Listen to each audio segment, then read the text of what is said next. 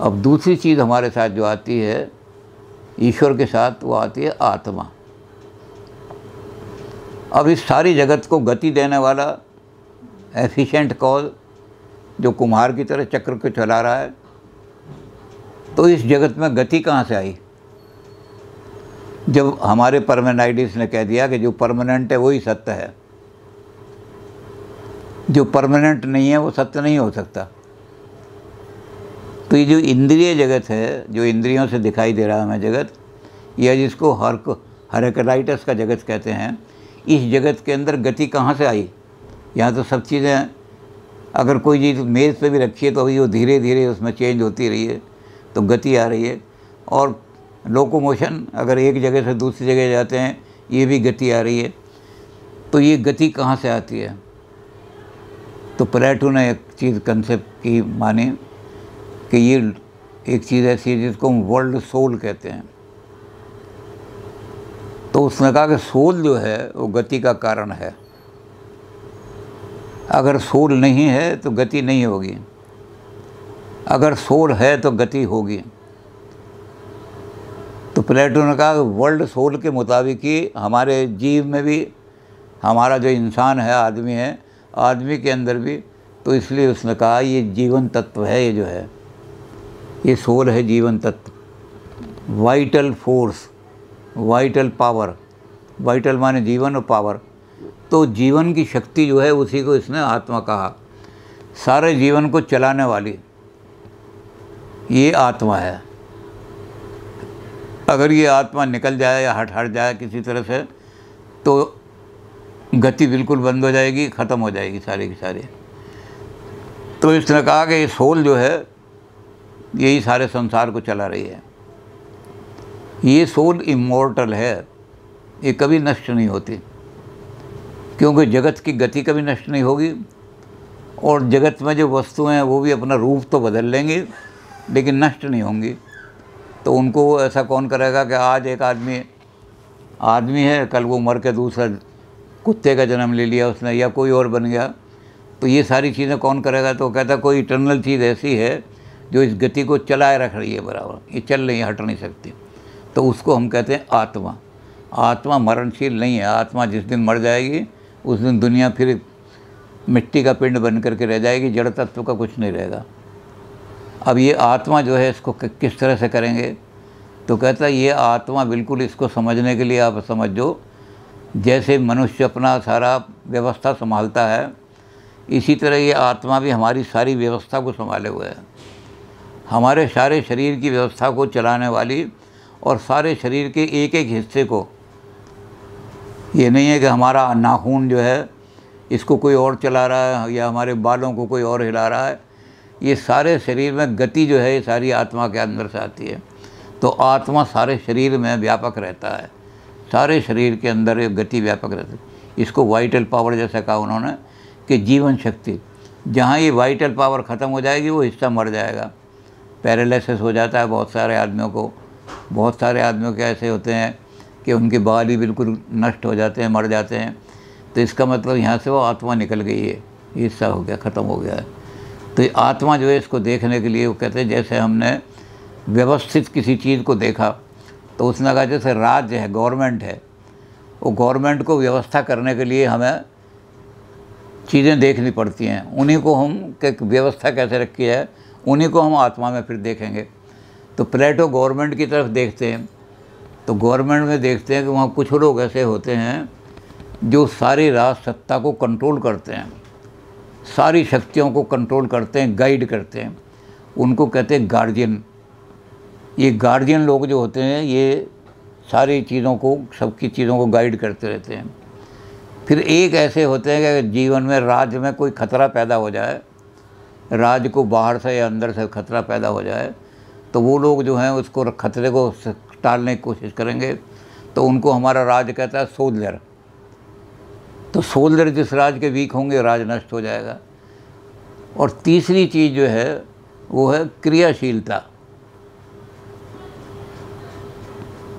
जो क्रिया शरीर के अंदर चलाने वाले तत्व हैं, जो आँखें देखती हैं, कान सुनते हैं, सारी चीज़ें, तो क्रिया के तत्व जो हैं राज्य में भी ऐसे ही होते हैं कि राज में क्रिया तत्व को बनाने वाले उनको कहते हैं आर्टिफैक्ट्स।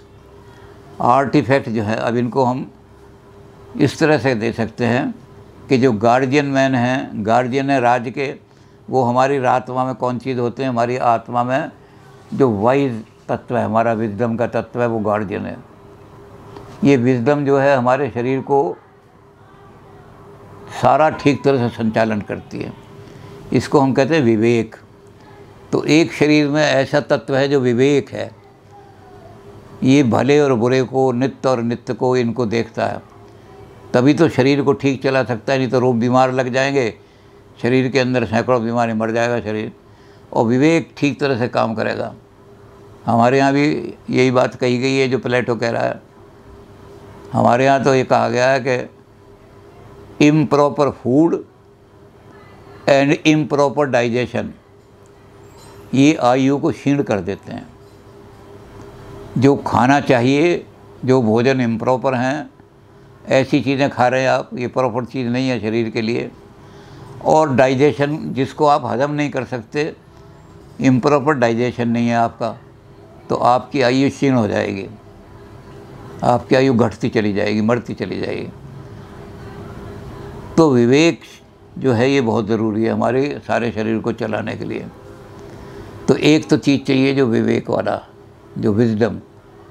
एक चीज़ ऐसी चाहिए जो विजडम के अलावा दूसरे काम करे। वो कौन सी चीज़ होगी? जो शरीर की रक्षा करने वाली चीज़ है, उसको हम कहेंगे शरीर के अंदर एक चीज़ ऐसी होनी चाहिए जो हर खतरे से लड़ सके। उस शरीर को हम कहेंगे साहस। शरीर के अंदर एक साहस शक्ति होनी चाहिए। और तीसरी शक्ति ऐसी है जो हमें मानव को मानव बनाए रखे, वो है अफेक्शन। अफेक्शन माने लव। हम जब तक संसार के अंदर, संसार में रह रहे हैं, तो हमें सारे संसार को प्यार प्रेम से देखना पड़ेगा, नहीं तो संसार हमें एलिमिनेट कर देगा, या हम पत्थर या लक्कड़ बन जाएंगे। तो ये अफेक्शन जो है, इसको उन्होंने कहा एपिटाइट। शरीर के अंदर एक सबसे बड़ी भूख होती है, जो भोजन से भी ज़्यादा भूख है, कि कोई मुझे प्यार करे और मैं किसी को प्यार करूं। और ये कहते हैं जब कोई नहीं मिलता तो हम क्या करते हैं? कुत्ते और बिल्लियों को पार करना। जिस आदमी को दुनिया में कोई प्यार करने वाला नहीं मिलता, वो कुत्ता पाल लेता है, और कुत्ते को ही प्यार करता है, बिल्ली को ही प्यार करता है। लेकिन ये प्यार जो है, ये आदमी के लिए, ये प्यार जो है सम्मान के रूप में। जिस आदमी को सोशल सम्मान नहीं मिलता या समाज के अंदर फ्रेंड नहीं मिलते, वो फिर कुत्ते और बिल्लियों से प्यार करता है आदमी। अब इसको हम तीन चीज़ें कह सकते हैं। एक है कॉग्निटिव फैकल्टी। कॉग्निटिव माने ज्ञान। हमें एक एक चीज़ का ज्ञान होना चाहिए। हमारा कान ठीक काम कर रहा है या नहीं कर रहा है, हमें दूर से बात साउंड बजा करके, ढोल बजा करके या कुछ बजा करके सुन के देखना चाहिए कि मुझे सुनाई ठीक आ रही है या नहीं आ रही है। तो ज्ञान हमें हर चीज़ का होना चाहिए। अपने शरीर के एक एक अंग का ज्ञान होना चाहिए, और संसार की वस्तुओं का भी हमें ज्ञान होना चाहिए। ये वस्तु हानिकारक है, ये वस्तु फ़ायदेमंद है। तो ज्ञान जो है, कॉग्निशन जो है, वो है ज्ञान, विजडम। तो हमारे समाज में भी एक वर्ग ऐसा होगा, और हमारे शरीर में भी विजडम होनी चाहिए। ये वर्ग क्या कहलाएगा? विजडम वाला ब्राह्मण।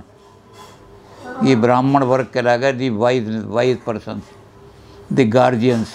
ये समाज के गार्जियन हैं, ये समाज को सही रास्ता दिखाने वाले हैं, जो वाइज मैन हैं। तो वाइज मैन हमारे यहाँ स्टेट में भी होने चाहिए, वाइज मैन हमारे यहाँ सोसाइटी में होने चाहिए, और विजडम हमारे अंदर भी होने चाहिए। ये तीनों तत्व एक साथ ही चलते हैं। जब अगर हमारे अंदर विजडम नहीं है तो सोसाइटी में भी विजडम नहीं आएगी। सोसाइटी में अनाचार दुराचार फैल जाएंगे। और हमारे अंदर विजडम है तो हम विजडम एक ग्रुप बनेगा, वो ग्रुप गाइड करेगा हमारे समय। उसको हम कहेंगे, अपनी भाषा में हम कहेंगे ब्राह्मण ग्रुप, और प्लेटो की भाषा में कहेंगे गार्जियन। ये गार्जियन लोग हैं। दूसरा ग्रुप जो बनेगा वो होगा वो साहसी ग्रुप। हमारे यहाँ भारत में उनको क्षत्रिय कहा गया है, इन्होंने उनको सोल्जर ग्रुप कह दिया। सोल्जर ग्रुप अगर कमज़ोर होंगे तो अफ़गानिस्तान की तरफ भाग जाएंगे वहाँ से तालिबान के सामने, और अगर सोल्जर ग्रुप हमारा तकड़ा होगा तो कितना ही मर जाएंगे, मैदान नहीं छोड़ेंगे। सूरा ताही जानिए जो लड़े धर्म के हेत, पुरजा पुरजा कट मरे पर तमो न छोड़े खेत। गुरु गोविंद सिंह कह रहे हैं कि शूरवीर कौन है, मैदान में से भाग गया वो शूरवीर नहीं हो सकता। सूरा ताही जानिए जो लड़ रहा है धर्म के लिए, और उसका शरीर की एक एक बोटी कट जाए, सब कुछ हो जाए, जब तक उसके हाथ में दम है वो तलवार चलाता ही रहेगा। तो पुरजा पुरजा कट मरे पर तबहू न छोड़े खेत, ऐसे सोल्जर होने चाहिए। ऐसी चीज़ जो है वो हमारे अंदर को सोल्जर्स को हम कहेंगे क्षत्रिय होने चाहिए। तो राज में क्षत्रिय हैं जो सोल्जर राज की रक्षा करेंगे। हमारे अंदर साहस, कोई बीमारी आए, आदमी बीमारी से इतना तंग नहीं होता जितना उस बीमारी की कॉन्शियसनेस से तंग होता है। अगर आपको बुखार आ जाए तो आपको कोई इतना दुख नहीं होगा, लेकिन बुखार की कॉन्शियसनेस, अरे मैं तो बुखार आ रहा है मुझे तो बहुत तकड़ा, ये आदमी को दुख देने वाला कॉन्शियसनेस दुख। तो ये वीकनेस लाती है कॉन्शियसनेस। अगर ये कॉन्शियसनेस हट गई तो साहस हो जाएगा। अरे आ गया बुखार, लड़ाएंगे, पैरासीटामोल ले आएंगे, कोई बात नहीं, घबराने की क्या बात है। तो वो शरीर की सुरक्षा के लिए एकदम कहीं भी भाग दौड़ कर सकता है, शरीर को सुरक्षा कर लेगा। तो हमारे यहाँ भी सुरक्षा का कवच होना चाहिए। तो हमारे शरीर में ऐसा होना चाहिए, इसको कहते हैं साहस। और जैसे ये हमने पैदाइश वाले कहा है कि आर्किटेक्ट हैं जो कार्यकर्ता हमारे होंगे, इसको हम हिंदुस्तान की भाषा में वैश्य वर्ग कह सकते हैं कि वैश्य लोग हैं, सारा काम कृषि गोरक्ष वाणिज्यम, हमने ये काम इनको दिया। प्लेटो ने भी यही काम इनको दिया है कि ये जो काम करने वाले लोग हैं जिनको हम आर्टिफैक्ट कह रहे हैं, ये समाज के अंदर प्रोड्यूसर वर्ग बनेंगे। ये समाज के अंदर प्रोड्यूस भी करेंगे और डिस्ट्रीब्यूट भी करेंगे। हमारे यहाँ भारत में एक बात है कि हमारे यहाँ भारत में एक चौथा वर्ग और बनाया था, वो था शूद्र वर्ग। लेकिन प्लेटो चूँकि फासिस्ट हैं, इसलिए प्लेटो हेरोड्स को और श्रेव को समाज का अंग नहीं मानते। ये समाज के अंग नहीं हैं।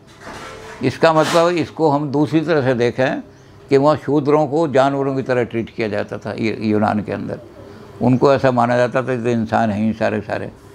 तो इन्होंने तीन ही चीज़ें मानी हैं ये हमारी। अब हमारी आत्मा के अंदर ये तीनों चीज़ें अगर होंगी, हमारे आत्मा के अंदर ये गुण होंगे सारे के सारे, कॉग्निशन भी है, कोनेशन एक्टिविटी भी है हमारी, और अफेक्शन भी है हमारे अंदर, तो आत्मा परफेक्ट हो जाएगी हमारी सारी।